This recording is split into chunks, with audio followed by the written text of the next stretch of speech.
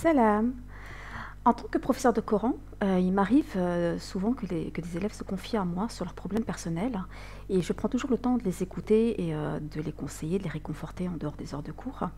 Et je me suis rendu compte qu'en partageant mes propres expériences personnelles, vu que j'ai un certain âge avancé, à toutes les épreuves que j'ai pu rencontrer dans ma vie, ça avait pour impact justement de les rassurer un petit peu, parce que lorsqu'elles voyaient l'intensité, la longueur des épreuves, elles se disaient que ça ne se voyait pas sur moi, que donc finalement, alhamdoulilah, au final, rien ne dure en fait.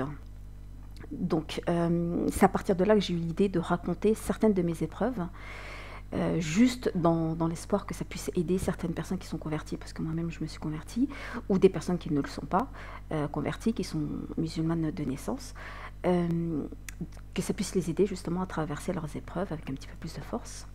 Donc pour chacune des histoires que je raconte, que j'ai choisies précisément, je montre en fait les enseignements que j'ai pu tirer de ces épreuves, que j'ai pu tirer à court terme ou à moyen terme ou bien plus tard.